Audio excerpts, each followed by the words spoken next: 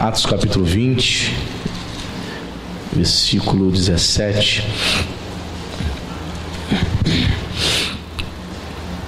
Amém? Você achou? Atos dos Apóstolos capítulo 20, verso 17 diz o seguinte: de Mileto mandou a Éfeso chamar os presbíteros da igreja, e quando se encontraram com ele, disse-lhes: vós bem sabeis como foi que me conduzi entre vós em todo o tempo, desde o primeiro dia em que entrei na Ásia, servindo ao Senhor com toda a humildade, lágrimas e provações que, pelas ciladas dos judeus, me sobrevieram, jamais deixando de vos anunciar coisa alguma proveitosa, e de vos ensinar publicamente e também de casa em casa, testificando tanto a judeus como a gregos o arrependimento para com Deus e a fé em nosso Senhor Jesus Cristo. Versículo 26. Portanto, eu vos protesto no dia de hoje que estou limpo do sangue de todos, porque jamais deixei de vos anunciar todo o desígnio de Deus. Atendei por vós e por todo o rebanho sobre o qual o Espírito Santo vos constituiu bispos, para pastoreardes a igreja de Deus, a qual ele comprou com o seu próprio sangue. Eu sei que depois da minha partida, entre vós penetrarão lobos vorazes que não pouparão o rebanho, e que dentre vós mesmos se levantarão homens falando coisas pervertidas para arrastar os discípulos atrás deles. Portanto, vigiai, lembrando-vos de que por 3 anos, noite e dia, não cessei de admoestar com lágrimas a cada um. Agora, pois, encomendo-vos ao Senhor e à palavra da sua graça, que tem poder para vos edificar e dar herança entre todos os que são santificados. De ninguém cobicei prata, nem ouro, nem vestes. Vós mesmos sabeis que estas mãos serviram para o que me era necessário a mim e aos que estavam comigo. Tenho-vos mostrado em tudo que, trabalhando assim, é mister socorrer os necessitados e recordar as palavras do próprio Senhor Jesus. Mas bem-aventurado é dar do que receber. Tendo dito estas coisas, ajoelhando-se, orou com todos eles. Então houve grande pranto entre todos, e abraçando afetuosamente a Paulo, o beijavam. Entristecidos, especialmente pela palavra que ele dissera, que não mais veriam o seu rosto, e acompanharam-no até ao navio. Amém? Vamos orar. Espírito Santo de Deus, é a tua palavra, Senhor, que nos consola, é a tua palavra que nos edifica, que nos renova, que nos fortalece. Senhor, talvez meu irmão tenha entrado aqui nesta manhã, Senhor, necessitando desesperadamente ser consolado pela tua palavra, necessitando desesperadamente ser exortado pela tua palavra, necessitando desesperadamente, Senhor, ser advertido pela palavra. Sim, Deus, é a tua palavra que almejamos ouvir nesta manhã, é a tua voz que desejamos ouvir nessa manhã. Faça, Senhor, da declaração de João Batista a minha declaração, que tu cresças e que eu diminua, em nome de Jesus. Fale conosco, que a igreja diga amém. Amém? Muito bem, irmãos, temos aqui um episódio muito emocionante. Ontem nós passamos aqui o filme Paixão de Cristo, e eu estava vendo esse filme pela 3ª vez, e eu chorei do início ao fim, eu me emocionei muito de novo. Achei que não fosse me emocionar, já vi esse filme, por que eu vou chorar de novo? Mas eu me derramei lágrimas, porque se você é crente de verdade, irmão, você pode ver, rever, ouvir várias vezes a história de Jesus. A história de Jesus não é como qualquer outra história, é a história da redenção da humanidade, amém, irmão? Nós precisamos, sim, todas as vezes que ouvimos sobre Jesus, quando ouvimos a palavra de Deus, precisamos estar com nossos corações sempre contritos. E esse episódio aqui da despedida do apóstolo Paulo, né, da igreja de Éfeso, é um episódio emocionante. Você vê que no final aqui ele se ajoelha, depois de trazer um discurso, de trazer uma pequena palavra para aqueles irmãos, ele se ajoelha chorando, se despedindo dos irmãos, abraça, beijam, porque aqueles irmãos não veriam mais o rosto do apóstolo Paulo. Irmãos, como é bonito, né? Quando nós vivemos entre amor, entre irmãos, quando nós sentimos falta um do outro. Amém, irmão? É lindo isso. Quando nós amamos a igreja, quando amamos os irmãos, quando acontece, como aconteceu com Paulo aqui, de ter que ir embora e saber que não veria mais o rosto deles, o quanto eles sofreram, o quanto eles choraram ali. O amor de Deus, né, no meio do povo, no meio da igreja. É uma despedida emocionante. E nós aprendemos aqui muitas lições nesse texto aqui que eu quero compartilhar com os irmãos nessa manhã. Eu dei um título a essa mensagem, chama-se Lições de uma Despedida. Até quando o apóstolo Paulo estava se despedindo da igreja de Éfeso, estava indo embora, ele não deixou de ensinar. Amém? Então vamos analisar aqui, vamos aprender com o Espírito Santo um pouco mais nesta manhã. Versículos 17 e 18 diz, né? De Mileto mandou a Éfeso chamar os presbíteros da igreja, e quando se encontraram com ele, disse-lhes: vós bem sabeis como foi que me conduzi entre vós em todo o tempo, desde o primeiro dia em que entrei na Ásia.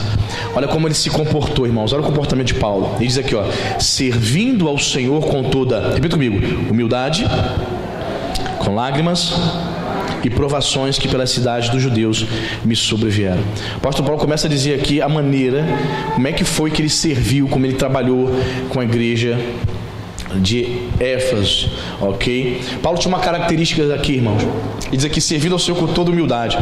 Paulo era um homem que não formava discípulos para si somente, não. Ele era humilde, ele preparava uma igreja, ele preparava um rebanho. Paulo, ele não se aproveitou daqueles irmãos, pelo contrário, ele pastoreava, ele cuidava daqueles irmãos. Então ele nos ensina a maneira como se deve servir a Deus, com toda a humildade. Isso serve para pastor, como foi Paulo, serve para mim, serve para qualquer crente. Todo crente deve servir a Deus com humildade.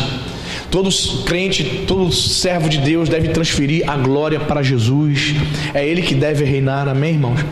É Ele que é o Rei dos Reis, é Ele que nos resgatou. A glória deve ser dada a Ele.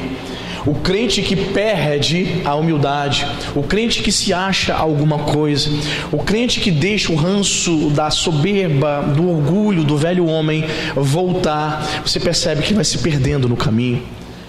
Muitas vezes você vê gente tão boa, bacana, pessoas de Deus que começaram tão bem, mas com o passar dos anos você vai vendo uma arrogância, uma soberba. Irmãos, e todos nós estamos sujeitos a isso. Ninguém aqui é de ferro, ninguém aqui é imune às setas de Satanás, de colocar no teu coração que você já é autossuficiente, de que você não precisa mais ler a Bíblia, de que você não precisa de Jesus, que você não precisa se render. Percebe isso, irmão? Orgulho, soberba deve ser tirada dos nossos corações, servindo a Deus com toda a humildade. Paulo era extremamente humilde. Paulo serviu a Deus de uma maneira extremamente emocional. Diz aquele que ele serviu com lágrimas. Quantas vezes Paulo chorou? Eu não sei, irmão. Estou começando a achar que Paulo é muito parecido com o profeta Jeremias, que é conhecido como profeta chorão. Profeta Jeremias. Paulo chorou muito. Em outros episódios, em outros registro dos seus epístolas, e diz que chorava. Por quê? Por que será? Você tenta imaginar pelos quais motivos Paulo chorava? Paulo chorava por causa da perseguição dos judeus. Paulo chorava quando via um crente com 5, 7, 10 anos de cristianismo, mas não tinha nascido de novo ainda. Paulo chorava quando via um crente com 5, 10 anos de igreja, mas ainda era imaturo, extremamente imaturo. Ainda não, Cristo não havia sido gerado no caráter daquele crente. Paulo chorava por vários motivos, irmãos. Paulo servia a Deus de uma maneira extremamente emocional. Ele era chorão. Interessante isso, né, irmãos? Ele derramou muitas lágrimas. E não somente lágrimas de alegria quando ele via um crente de fato nascendo de novo, se convertendo de verdade, mas ele derramou muitas lágrimas de tristeza. Foi perseguido. Paulo foi traído, sim ou não, irmãos? Paulo foi abandonado.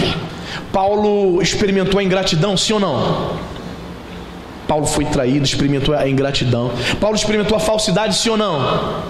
Mas ele perseverou e serviu a Jesus até o fim. E você vê crentes, muitas vezes, com qualquer bobeirinha, sai da igreja, qualquer motivo, fica magoado com o irmão, melindrosamente fica com mágoa do irmão, da irmã. O apóstolo Paulo sofreu tudo isso, mas em nenhum momento ele deixou de servir ao Senhor, humildemente e com lágrimas, irmãos. Paulo era um homem que se humilhava aos pés do Senhor. É por isso que eu fico assim, muito assim, não sei, irmão, não sei, tudo bem. Você vai dizer para mim, pastor, cada pessoa tem um jeito de ser. Mas assim, eu fico muito preocupado quando um crente vê, sabe, um filme como o de ontem, sabe, não derrama uma lágrima. Ouve a palavra do Evangelho, não derrama uma lágrima. Louva o Senhor, não se emociona, não sente nada na presença de Deus, nada, absolutamente nada. Eu fico muito preocupado com você. Eu não quero achar que você é uma pessoa super durona, duro na queda. Falta-nos muitas vezes isso, servir a Deus humildemente e nos envolvermos emocionalmente com Jesus, amém? Talvez você não esteja se envolvendo emocionalmente. Quando uma pessoa ama a outra, está namorando, está noiva, ela se envolve emocionalmente ao ponto de dizer, eu sou apaixonado por fulano. E quando aquele relacionamento termina, normalmente as pessoas choram. Por que choram? Porque ela tem um sentimento de perda, ela se envolveu emocionalmente. Você vê nos estádios de futebol, o Vasco perdeu, o Botafogo perdeu, o Brasil perdeu, as pessoas chorando. Por quê? Porque ela se envolve emocionalmente ao torcer pelo time dela. E muitas vezes a pessoa ouve a palavra de Deus, ela vê um filme sobre a vida de Jesus e nada toca o coração dela. O apóstolo Paulo, ele chorou. Sabe por quê? Porque ele se envolvia emocionalmente com Jesus e com a igreja de Jesus. Amém, irmão? Quando você se envolve emocionalmente com a igreja de Jesus e com Jesus, você sente falta dos irmãos, você sente falta da comunhão, você sente falta da palavra, você sente falta do desenvolver uma intimidade mais profunda com Jesus. Que você possa servir a Deus humildemente e até mesmo com lágrimas. Faz parte da caminhada. E o terceiro ponto que ele destaca aqui, que ele servia a Deus com humildade, lágrimas e provações, irmãos. Provações, diz o texto aqui, que pelas ciladas dos judeus me sobrevieram. Seus próprios conterrâneos prepararam ciladas para Paulo. E na cabeça de Paulo isso deve ter sido muito difícil. Por quê? Porque talvez ele imaginasse que os judeus, certo? Os judeus, Jesus era judeu, e as pessoas da sua terra, talvez ele imaginasse que essas pessoas talvez fossem as primeiras a aceitar a mensagem do Evangelho. Mas com o passar do tempo ele percebe que os judeus foram os que mais perseguiram e os que mais resistiram à mensagem do Evangelho. Tanto é que ele se volta para os gentios. Então ele é conhecido como um apóstolo dos gentios. Talvez tenha sido muito difícil para ele pregar o Evangelho para os conterrâneos dele. Você não ouve nenhuma narrativa dizendo, então o irmão de sangue de Paulo, a mamãe de Paulo, o papai de Paulo se converteu. A esposa de Paulo, que se chamava Doroteia, se converteu. Você não ouve. Você não ouve numa narrativa dizendo que a família de Paulo tem aceitado o Evangelho. Não. O melhor amigo de Paulo dos tempos de infância, que estudou juntamente com ele aos pés de Gamaliel, se tornou um apóstolo junto com ele. Você não ouve nada disso. Para Paulo deve ter sido difícil, mas Deus consolou o coração dele, concedendo a ele uma igreja extremamente gentílica. Ele estava envolvido emocionalmente com a igreja de Éfeso. Então ele vai dizer, olha, eu servi humildemente ao Senhor com lágrimas e sofri provações. Outras versões dizem tentações. Sofri provações, tentações quando fui perseguido pelos judeus, pessoas do meu próprio sangue, da minha própria terra. Muitas vezes, irmãos, você está aqui e as maiores provações que você passa é dentro da sua casa. Uma das coisas mais difíceis para um crente é servir a Jesus e ter que conviver com um marido que não é crente, com filhos que não são crentes. Sim ou não, irmão? Como é difícil. Eu sei o que é isso, porque eu me converti num lar onde minha mamãe não aceitou Jesus, onde tinha um padrasto espírita que me perseguia por ser cristão. Como é difícil. Mas, querido, eu quero dizer para você nessa manhã, a despeito de tudo isso, não desista de servir ao Senhor humildemente, amém?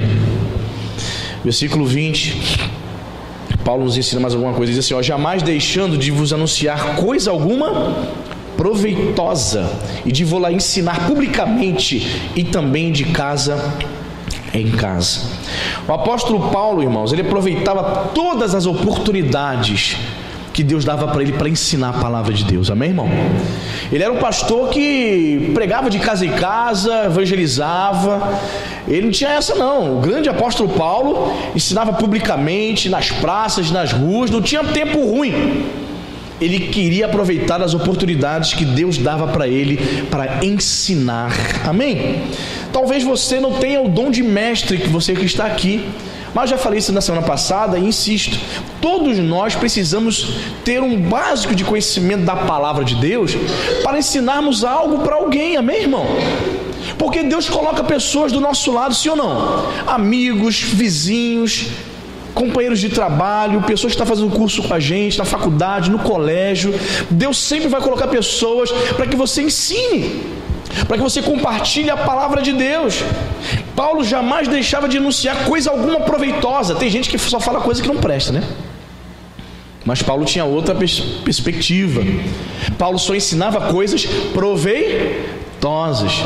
Paulo não era o crente que quando abria a boca só saía abobrinha. Não, saíam coisas proveitosas, coisas que você guardava no coração. É interessante que o próprio Paulo vai dizer, né, escrevendo aos Tessalonicenses: retende o que é bom, não é isso?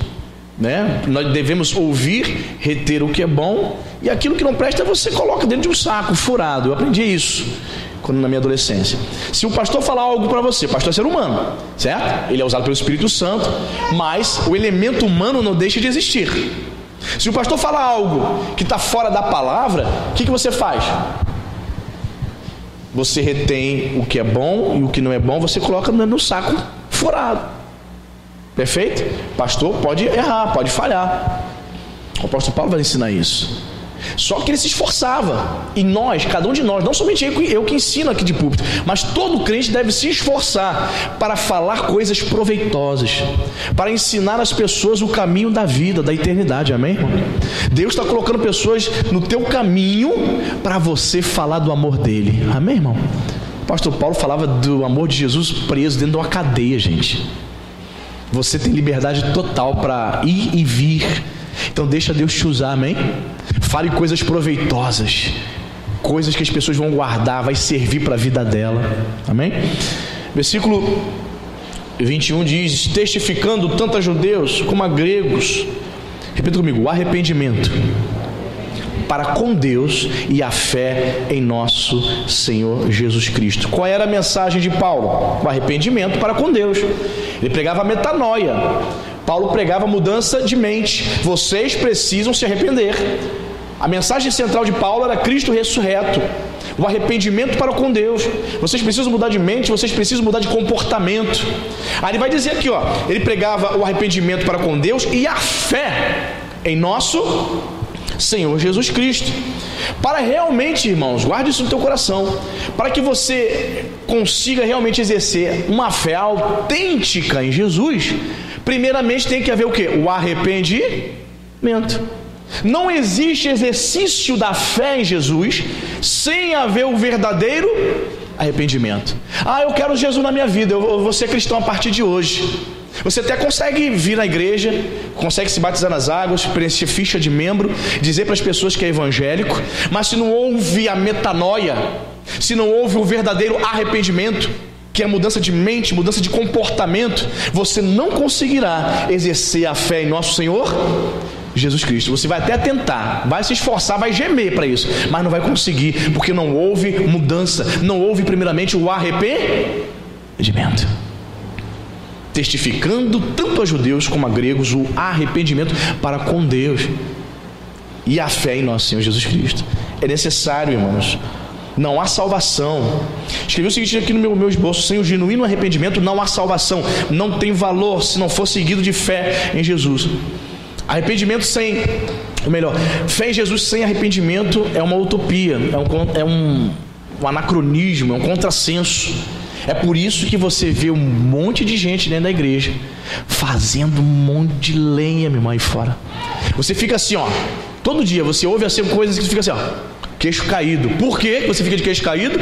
Com o comportamento de muitos crentes, porque eles querem exercer a fé em Jesus Cristo sem primeiro arrepender-se. A metanoia, mudança de mente, mudança de comportamento.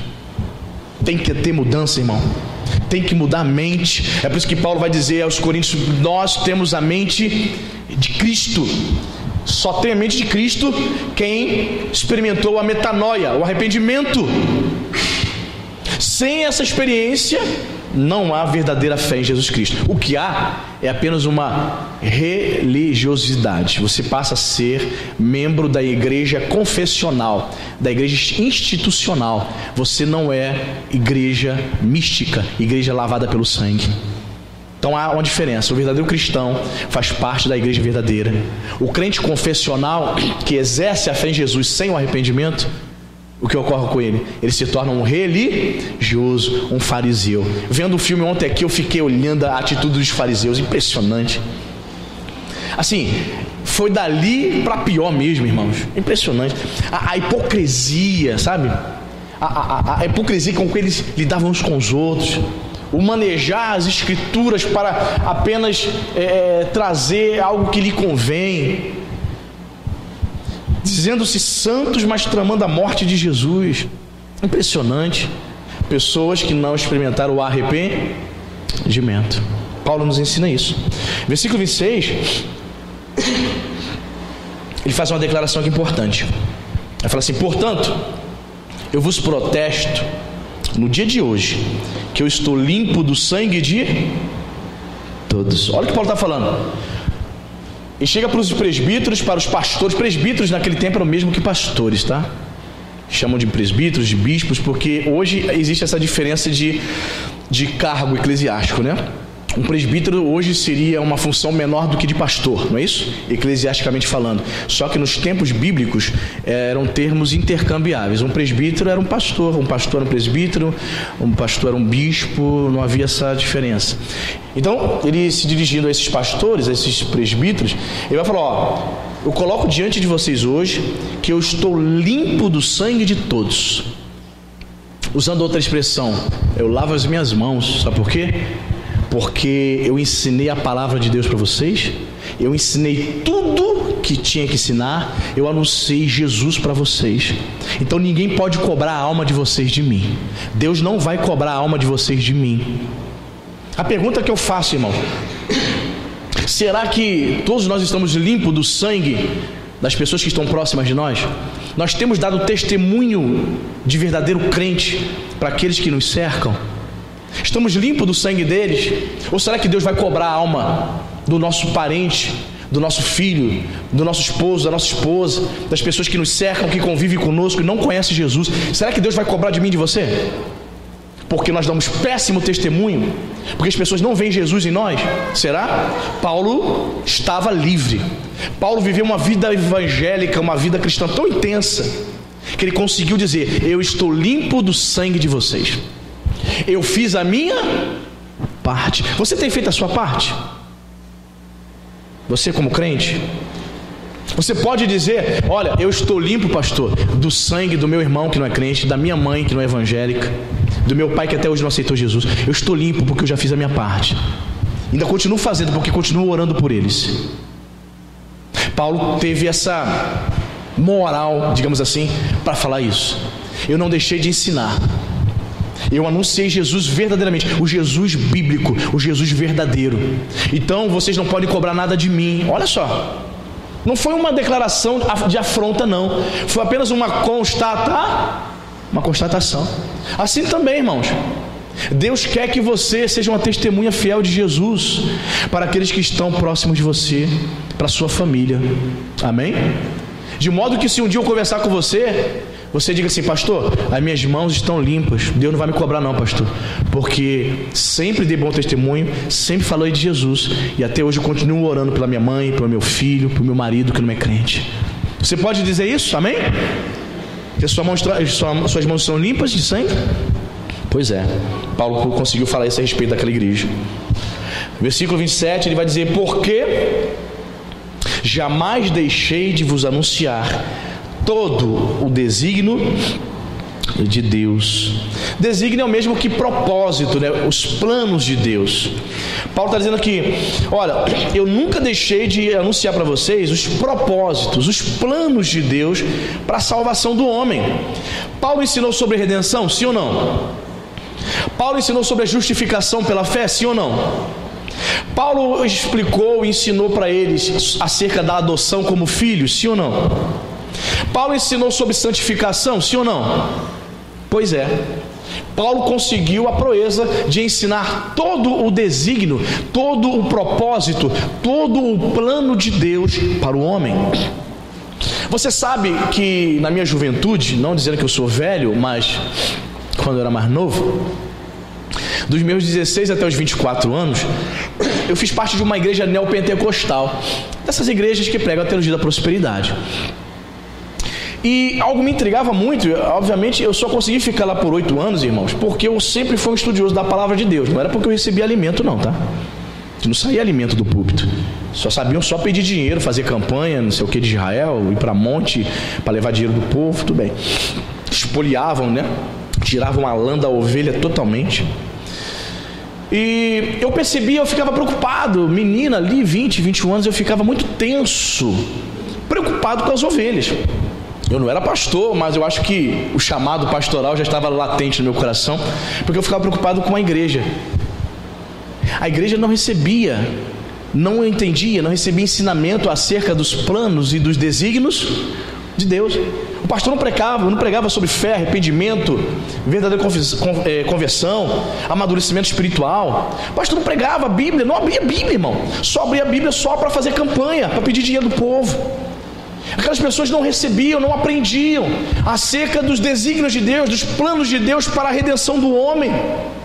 Deus tem planos maravilhosos, amém, irmãos? E eu ficava agoniado, pedindo a Deus: Senhor, eu sei que o Senhor tem muito mais do que abrir a Bíblia para plantar envelope. Eu sei que o Senhor tem muito mais do que isso. Senhor, me ajuda, me dá uma direção. Minha alma clamava.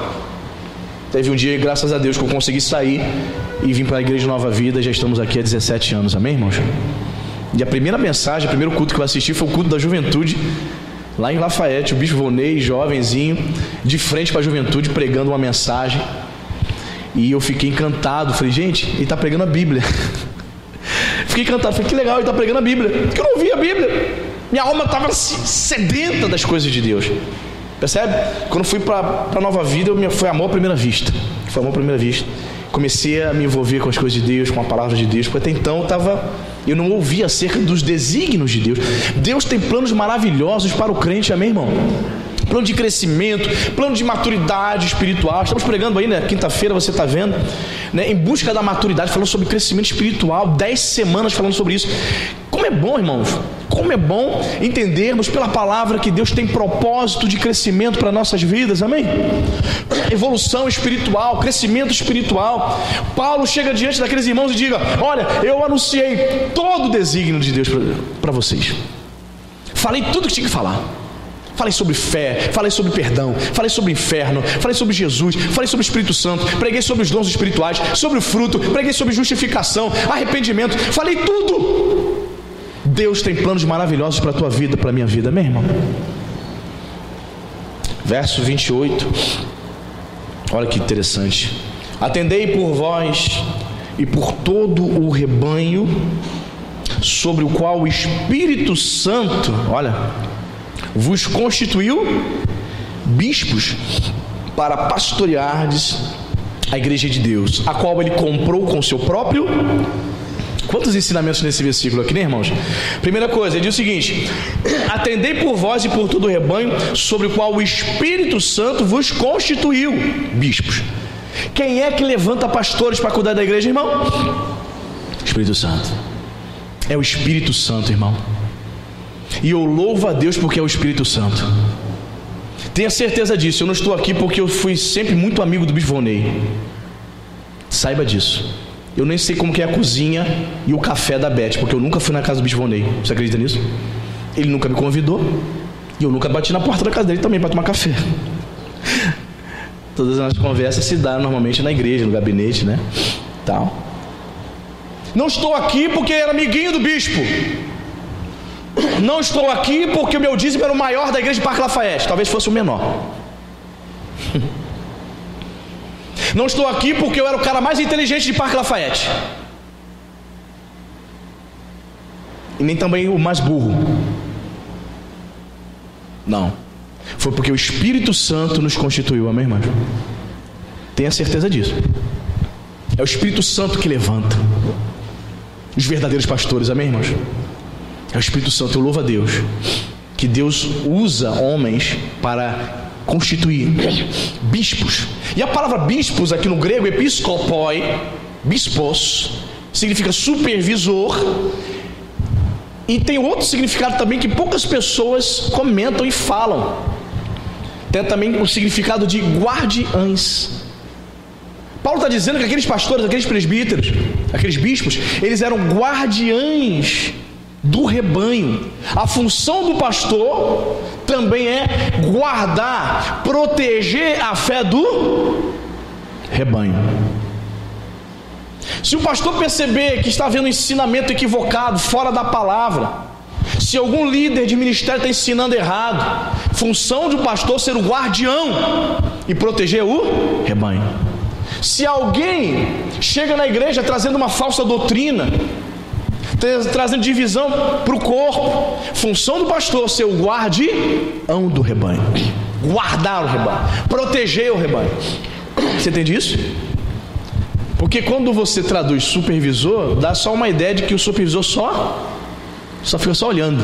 Não, guardião, ele tem uma função muito maior. Ele toma providência. O guardião protege o rebanho, as ovelhas do Senhor. Amém, irmão? Então você aprende nessa manhã que é o Espírito Santo que constitui os pastores para cuidar do rebanho dele. Constitui eles também bispos, episcopóis, guardiães do povo de Deus. Então, querido, a minha função aqui é guardar, proteger a sua fé, a sua pureza na sua caminhada em seguir a Jesus Cristo. Amém, irmão? Vou brigar, sempre falo isso. Se surgir qualquer doido, algum mercenário tentando atacar as ovelhas, eu vou brigar, amém, irmão? Vou partir para cima. Minha briga é santa, amém? Pastor, você vai bater no cara? Não, nada disso. Eu falei isso? Eu falei que eu vou partir pro ataque terrorista? Não, nada disso. Eu vou defender utilizando-se da palavra de Deus. Paulo era assim, ele tinha prazer em guardar a fé daquelas ovelhas. E diz aqui, ó, o Espírito Santo constituiu bispos para fazer o quê? Pastorear a igreja de Deus. Paulo tinha convicção de que a igreja não era dele, o rebanho pertencia a Deus. Aí, quero colocar uma coisa aqui. Às vezes o pastor, no seu zelo de realmente proteger o rebanho, porque essa é a tarefa dele, algumas pessoas acusam o pastor de ser centralizador. Eu já recebi essa acusação aqui. Pessoas já chegaram, o senhor quer fazer tudo aqui na igreja, o senhor é centralizador.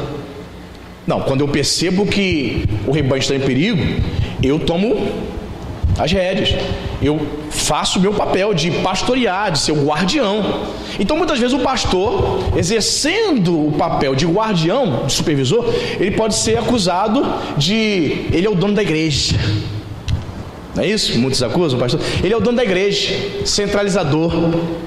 Muitos pastores são acusados. Mas quando o pepino estoura, quem é que segura o pepino? O rojão? É o pastor. Percebe? É sempre bom dar esses exemplos, que tem gente nova aqui. No passado eu vi um grupo aqui que queria ficar fazendo algumas festinhas a parte da direção da igreja. Queriam fazer luau, algumas festinhas e tal aí fora, usando o nome da igreja.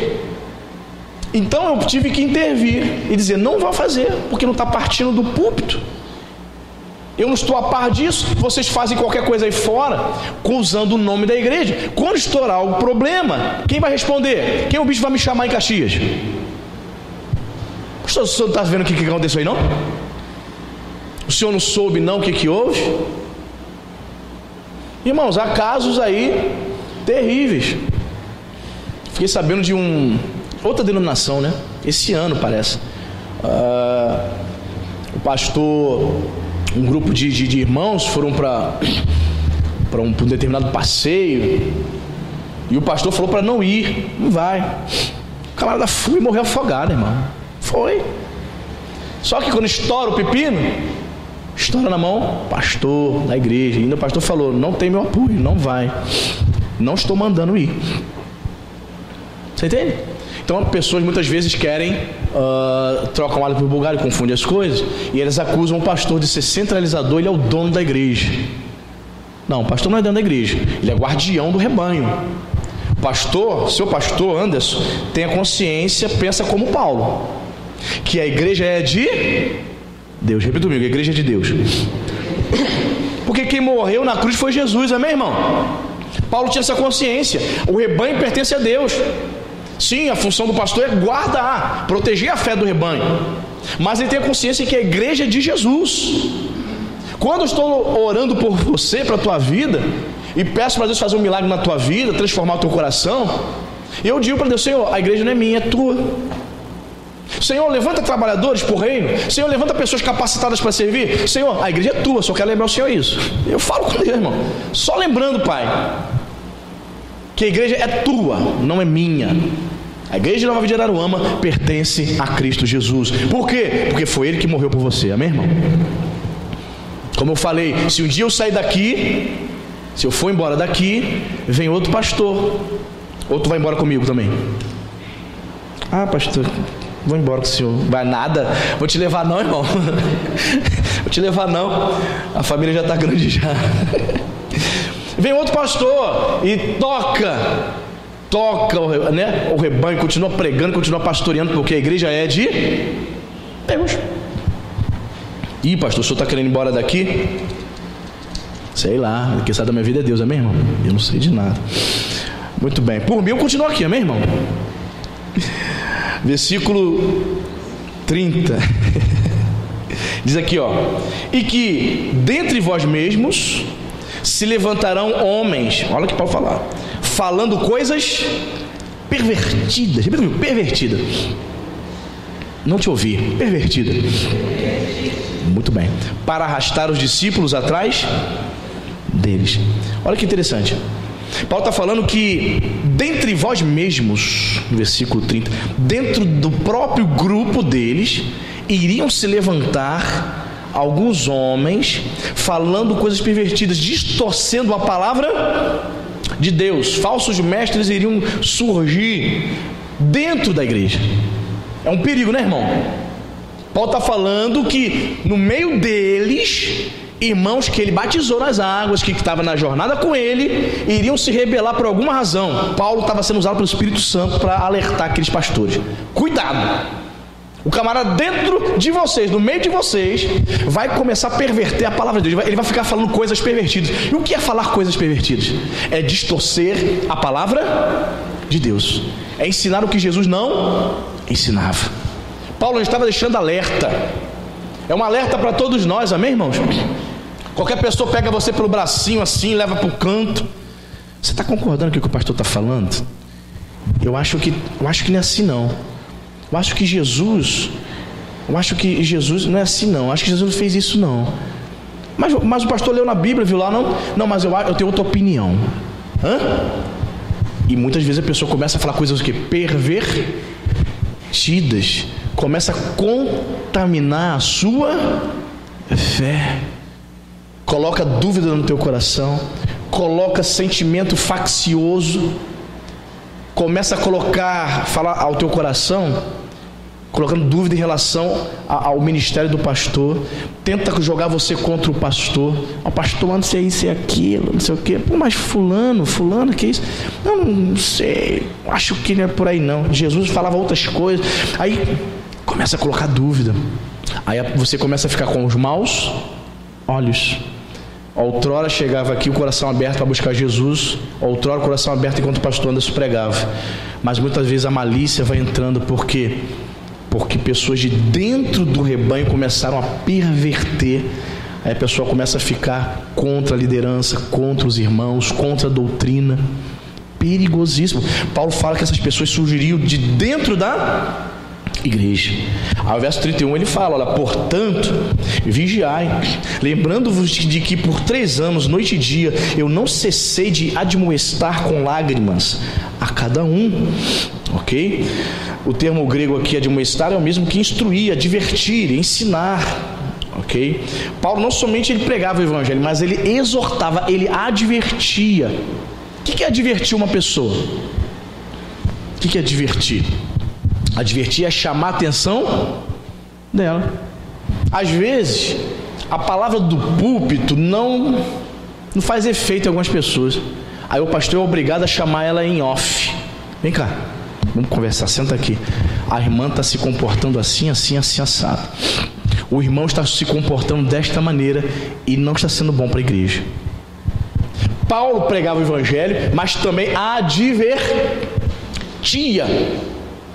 E ele diz aqui, que ele advertia os crentes noite e dia. Não tinha essa, hoje é domingo, estou de folga, hoje é segunda. Não tinha essa não, eu tivesse que ensinar, advertir na segunda, na terça, meia-noite. Irmãos, eu já fui chamado aqui.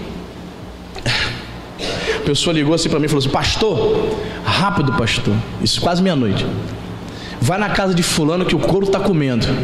Casal, vá lá pastor. Lá vai eu, quase meia-noite, para recolher as panelas. Dose, irmão, muito difícil, sabe? Muito difícil, cara. Você chegar no meio do fogo cruzado, irmão, tu não tem noção do que é isso, irmão. O casal parece se separar, parece se divorciar. Aí eu tive que sentar com eles, tive que fazer o quê? Esperar o domingo o culto, eles virem para receber a advertência da palavra? Não! Tive que ir na casa deles para fazer o quê? Advertir, instruir, exortar.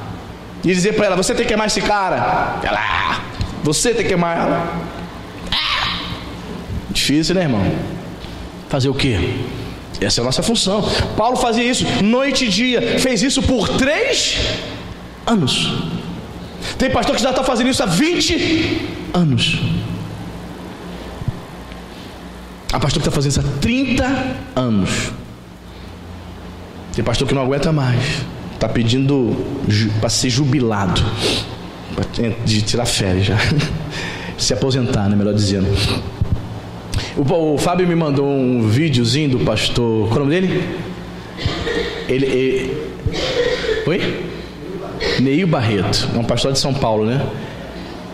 O título, eu mandei para algumas pessoas, mandei aqui para você também, o Robson. Mandei para várias pessoas aqui também, repassei. 7 minutos o vídeo, ele falando sobre a férias do pastor. Quantos receberam esse vídeo? Ninguém recebeu? Recebeu.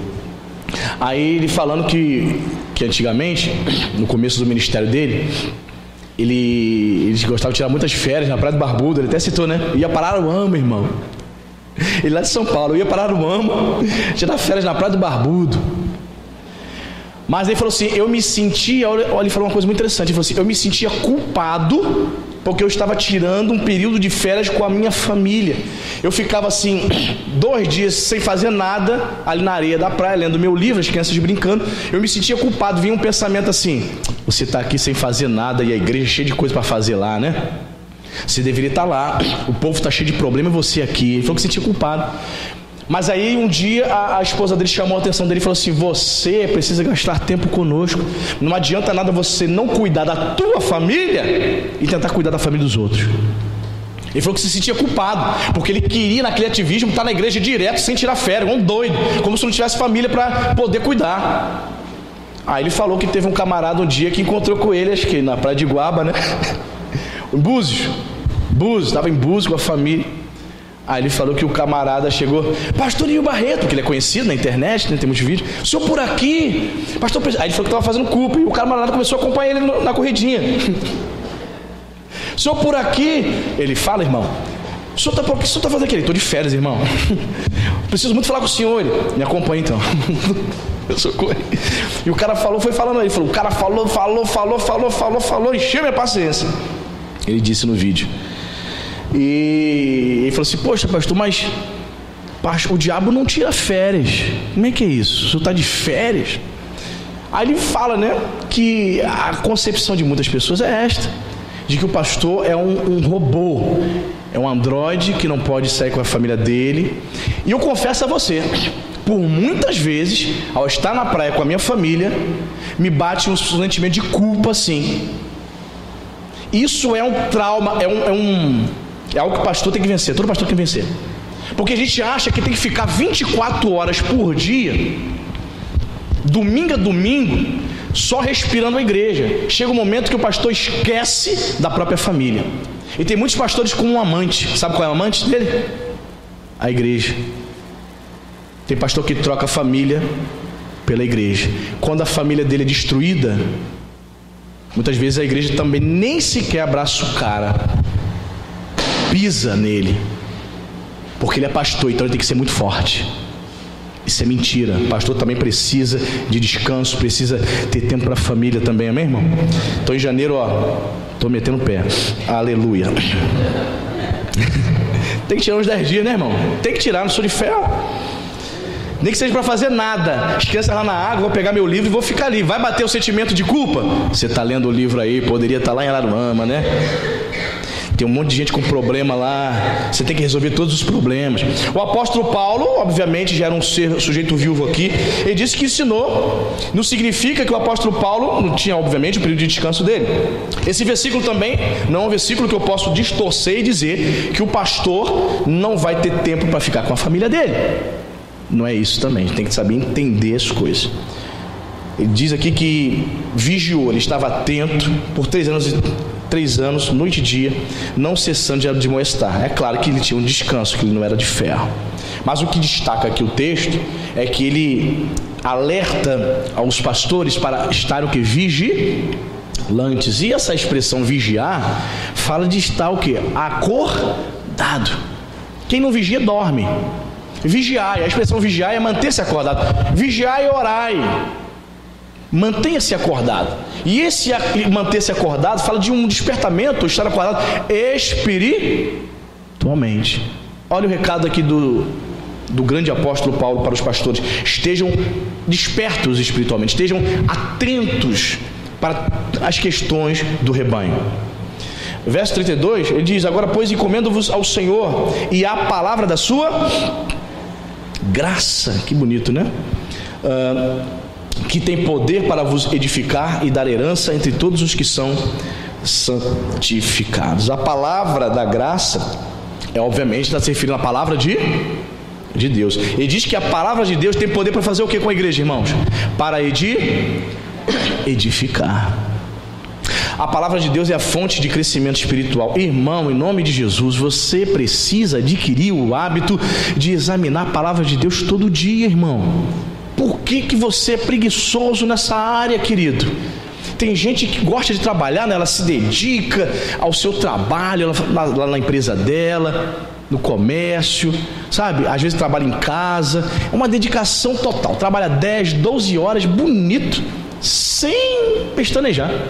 Mas quando se refere às questões espirituais, ela é relaxada. Paulo está dizendo aqui que a palavra da graça, a palavra de Deus, é o único meio para você ser edificado, é o único meio para você crescer espiritualmente. Se você é um crente que não pega nas escrituras durante a semana, nem um dia, espera o domingo, e quando vem no culto, espera o domingo o pastor abrir, você não vai crescer, irmão. Eu não estou aqui para passar na tua cabeça, não. Você não vai crescer, vai ficar 20 anos dentro da igreja estagnado, sem eu poder contar contigo para nada. Para nada. Deus quer que você cresça, meu irmão. Essa palavra da graça, as escrituras sagradas, é que vai dar condições de você ser edificado. Caso contrário, você não está preparado. Nunca estará preparado para servir a outros, para edificar a outros. Joga fora a preguiça em nome de Jesus, querido. Veja o exame das escrituras como algo vital para você. Assim como você não fica um dia sem tomar café, almoçar e jantar, que tal você também colocar esse propósito de não ficar um dia sem ler a palavra de Deus, nem que seja um versículo, irmão. Nem que tu vá na caixinha de promessa: não posso passar um dia, cara, eu vou indo para o trabalho, caixa de promessa, Senhor, meu pastor, não faltará, aleluia. Pelo menos isso, irmão. Você não pode. Já que a preguiça para estudar, para examinar é grande, que tal um versículo das escrituras? Senhor, pega um plano, vai na internet, compra uma Bíblia de estudo, plano de leitura das escrituras. Quantos capítulos ler por dia, quantos versículos, alguma coisa você precisa fazer. O que Albert Einstein falou em relação à física, você também pode fazer uma aplicação para a vida espiritual. Ele disse o seguinte, que se você deseja resultados diferentes, você precisa fazer coisas diferentes. Então tem gente que é aquela mesma vida espiritual medíocre. Existe um livro do pastor Charles Swindoll, que é um livreto, chamado Viva Acima da Mediocridade. Tá aí uma boa dica para nós lermos, né? Eu estou lendo. Viva acima da mediocridade. Você pode ser um crente medíocre. É aquele crente que faz a mesma coisa. A oração é mecânica, são as mesmas palavras. Aí você não vê crescimento na sua vida, você não vê mudança. Você permanece estagnado. O pastor fala, leia a Bíblia, vem orar, se envolva com as coisas de Deus. E você ali, na mesma toada, lenta e medíocre. Sabe o que acontece? Entra 2019, 2020, daqui a pouco estamos no ano 2030 e você não cresceu nada espiritualmente, você não evoluiu nada. Preste atenção, irmãos, até quem serve a Satanás está evoluindo espiritualmente, por mal, mas está. A pessoa começa a frequentar o centro de umbanda, de quimbanda, de candomblé, ela começa a assistir as pessoas lá vestidas de baiana, rodando a baiana literalmente, recebendo as entidades demoníacas, e ela assistindo ali. Chega um momento que um filho de santo ou pai de santo se aproxima dela e percebe assim: eu percebo uma aura em você, você gostaria de evoluir? A entidade está dizendo que você precisa, eles usam esse termo, você precisa desenvolver. É mesmo? O que eu faço? Simplesmente semana que vem você já põe a roupa de baiana e fica à vontade para receber a entidade. É a pessoa com o coração aberto para receber demônio na vida dela. Ela tem um desejo de desenvolver para o mal. E o crente que serve o Deus maior, o Deus de todo bem, ela é estagnada. Paulo está dizendo que a palavra da graça é que tem poder para edificar a tua vida, amém, irmão? Então vamos ler a Bíblia, querido. Crentes analfabetos não conhecem a Bíblia, não manejam a palavra da verdade. Fazer qualquer tipo de pergunta, não sei, ainda ria assim sem graça, não sei. Para, irmão. Vem com esse sorriso maroto pra cima de mim, não. Sei não. Assim, pra eu ficar sem jeito? Sei não. Tem que chorar mesmo, tem que ter vergonha. Pastor? Versículo 33. Olha o que Paulo fala, irmãos, é interessante. De ninguém cobicei prata, nem ouro e nem vestes. A igreja de Éfeso tinha pessoas de posses. A igreja de Éfeso tinha pessoas dinheirada. Era uma cidade riquíssima, Éfeso.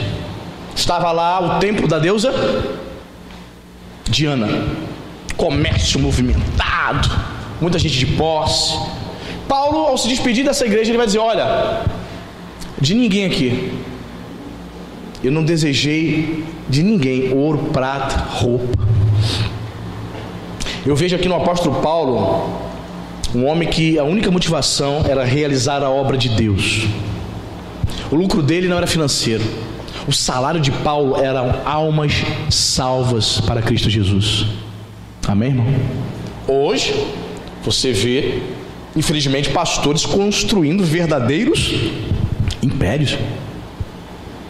Você vê pastores, sabe? Não parecem pastores, parecem mega empresários. Pastores que não pegam mais voos comerciais. Voo comercial, ponte aérea, na Gol, na TAM, Rio, São Paulo, misturado com o pobre. Não, os pastores têm os seus aviões a jatos particulares. São magnatas da fé. Não estou falando com isso que não existam pastores de boa condição financeira, porque ele já tinha o seu dom, os dotes empresariais, ele pastoreia, mas sempre foi uma pessoa que investiu, trabalhou com o ramo imobiliário, compra, vende casa. Existem muitos pastores assim.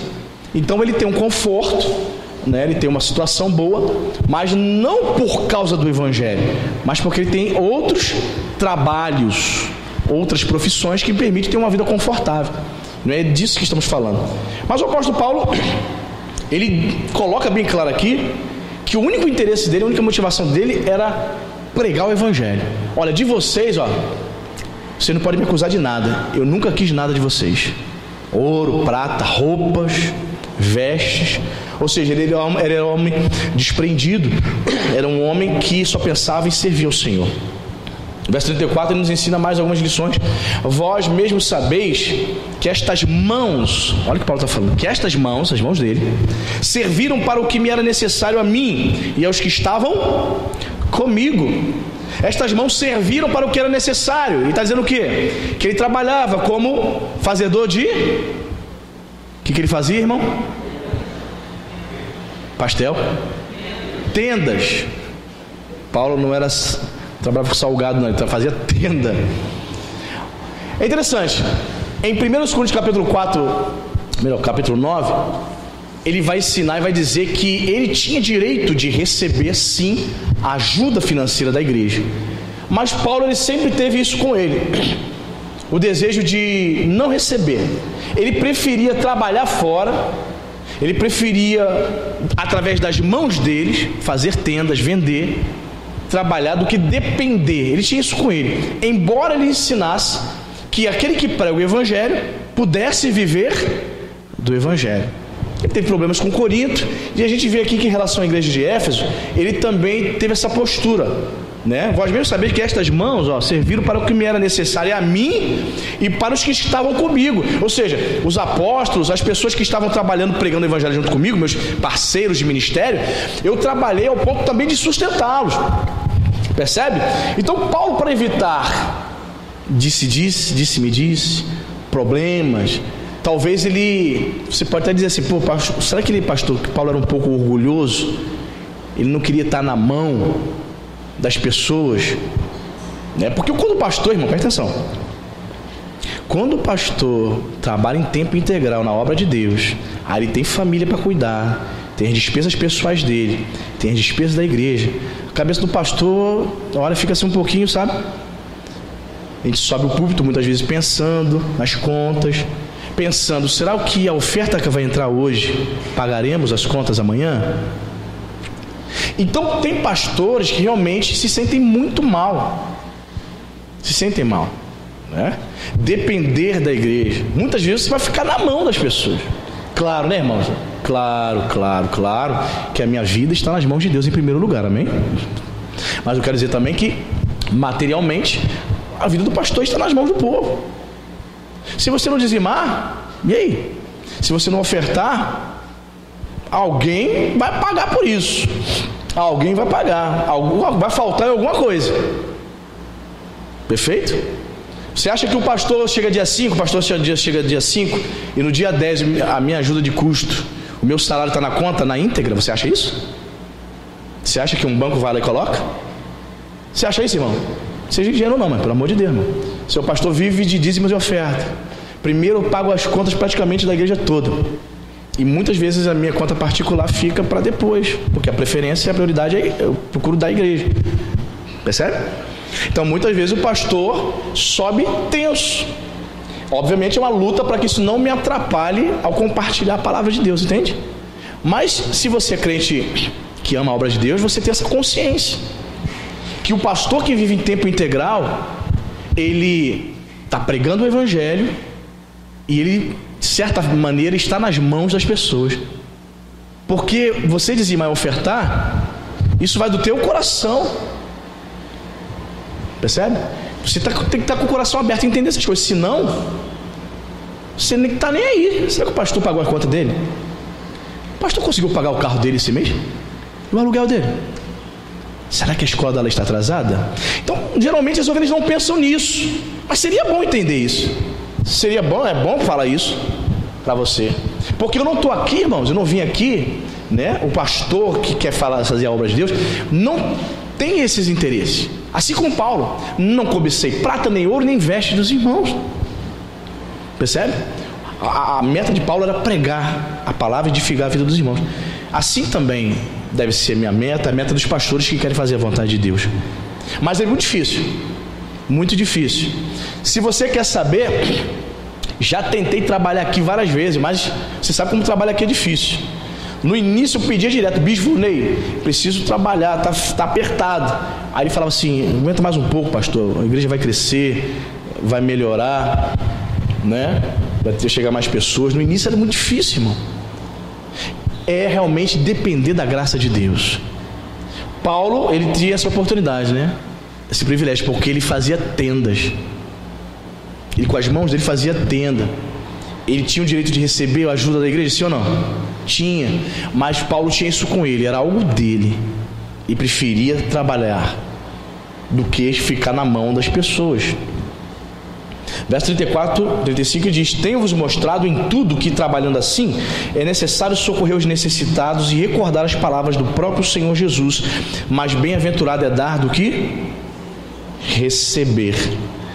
Interessante, né, irmãos? Paulo está dizendo aqui que o trabalho dele como fazedor de tendas permitiu que ele socorresse os necessitados. Olha só, ele chegou a ter uma condição de ajudar parceiros ministeriais e chegou a ter condição de ajudar necessitados. Ele vai dizer: mais bem-aventurado é dar do que receber. Me sinto feliz, me sinto abençoado, porque eu consegui dar do que só receber. Interessante isso, né? Eu conheço um pastor da Nova Vida, que, assim, ele é aposentado, tem uma boa renda, e praticamente igreja pequena, os primeiros anos, ele teve que tirar boa parte do salário dele para pagar aluguel, irmão, do bolso dele. Imagina um aluguel de 3, 4 mil reais, bolso dele, porque pessoas muito simples e humildes na igreja, dando dízimo de 20 reais, 30 reais, não paga aluguel de 5 mil, irmão, 4 mil. Então ele, um bom salário, aposentado, o que ele fazia? Do bolso dele. Perfeito? Mas ele não ficava tocando trombeta para a igreja: gente, hoje eu paguei o aluguel com o meu dinheiro, da minha aposentadoria, hein, pessoal? Ele pagava e só dizia: o aluguel está pago, irmãos. Está entendendo? Como o apóstolo Paulo, ele entendeu que mais bem-aventurado é dar do que receber. Quando nós exercemos essa prática aqui do dar, nós nos assemelhamos com Deus. Por quê? Porque Deus amou o mundo que deu o seu Filho. Amém? Deu. Jesus disse: a minha vida eu a dou, ninguém a tira de mim. Quando você exerce essa prática cristã do dar, você fica mais parecido com Deus e você fica mais parecido com Jesus. Amém, irmão? Por isso que ele vai dizer: mais bem-aventurado, Makarios do grego, né? Bendito, abençoado é aquele que dá do que aquele que recebe. E verso 36, ele vai dizer aqui, né? Tendo dito essas coisas, ajoelhando-se, orou com todos eles. Então houve grande pranto entre todos, e abraçando afetuosamente a Paulo, o beijava. Você percebe, né, irmãos? A oração, ela promove unidade, né? Orou com todos eles, se abraçaram, choraram, se beijaram. Houve ali um laço de afetuosidade, de amor. Houve uma unidade, irmãos. Eu me lembro, aí quando eu estava preparando essa mensagem, eu me lembrei de quando o bispo anunciou, né, que eu ia ser pastor, que eu ia ser enviado para cá. Aí ele falou assim, me apresentou para a igreja e falou: Diácono Anderson, que vai para Aruamba, vai ser o pastor lá. Se não estou equivocado, acho que foi um domingo de manhã. Aí ele falou assim, apresentou, a igreja orou por mim e tal, e vai embora. Aí ele falou: se você quiser se despedir do Anderson no final, ele vai estar aqui na frente, você vem abraçar ele aqui, se despedir. E assim, abracei várias pessoas e tal, mas teve uma pessoa especial que quando ele me abraçou, a gente ficou assim agarrado, chorando assim, muito. A gente chorou muito. Vocês não conhecem esse irmão, né? Mas o Fábio, Diácono Jorge, conhece, que é o irmão Davi, né? Esse irmão Davi, ele era baixista lá, né? Hoje em dia ele está morando em São Paulo, Ribeirão Preto. Ele se mudou para lá há pouco tempo, aí a gente tem no Facebook, a gente consegue se comunicar, né? Mas a gente, assim, tinha aquela afinidade, né? Fábio lembra, né? Assim, nos ensaios, né? A gente estava muito junto, né? E, cara, ele não falou nenhuma palavra, assim. Não, eu acho que ele falou, irmãos, mas eu não lembro. Não lembro. Eu só lembro dele me abraçar e a gente chorar ali um no ombro do outro. Não sei, irmão. Por que ele chorou? Só porque eu estava indo embora? Por que eu chorei? Porque eu estava indo embora? Sei, como se ele estivesse assim, me consolando, sabe? Como se ele estivesse me consolando, me preparando para as lutas de uma vida, de um ministério pastoral. Aí ficamos ali um tempão, o pessoal na fila já querendo, tipo assim, vai sair não? Vambora? O pessoal na fila. Falei: tá bom, Davi. Tchau. Muito carinhoso ele. Quando eu estava vendo esse texto aqui, eu me lembrei. Só que o caso aqui de Paulo foi pior, né, irmão? Por quê? Porque o verso 38 diz, lá no final, que eles não veriam mais o rosto de Paulo. Eu consigo ver o Davi pelo Facebook, fico curtindo lá as postagens dele. Mas esses irmãos aqui, nunca mais. Como é triste, irmãos, você se despedir de uma pessoa e saber que nunca mais vai ver. Não é porque ela morreu, porque ela em vida, está viva. Você saber que não vai ver a pessoa nunca mais, mas sabendo que ela está viva. Não sei qual é o pior. Porque a pessoa morreu, você falou, morreu, e viva. Mas uma coisa é tremenda. Quando a Bíblia diz aqui que aqueles irmãos não veriam mais o rosto de Paulo em vida, Paulo chora, mas ele tinha uma certeza que um dia veria o rosto deles lá na glória. Amém, irmão? Às vezes nós deixamos de ver pessoas muito amadas, sabe? Pessoas que em vida partiram, se mudaram para longe, e você nunca mais teve aquele contato para abraçar, para chorar com ela. Mas a nossa esperança é de que um dia nós veremos o rosto daqueles que talvez a vida nos impeça de vê-los novamente. Paulo tinha essa certeza, amém? E somente Jesus, somente a certeza da vida eterna é que permite a gente ter essa certeza de um dia nos encontrarmos lá na glória, amém, irmãos?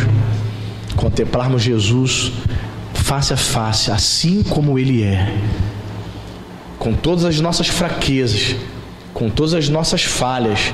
Ao chegarmos na eternidade, seremos um só, servos de Deus, contemplando e servindo a Deus para a eternidade, amém? Que você possa guardar essa palavra, essas lições dessa despedida de Paulo no seu coração, amém? Gostaria que você reclinasse a sua cabeça, tivesse uma palavra de oração. Nós vamos participar da Santa Ceia nessa hora.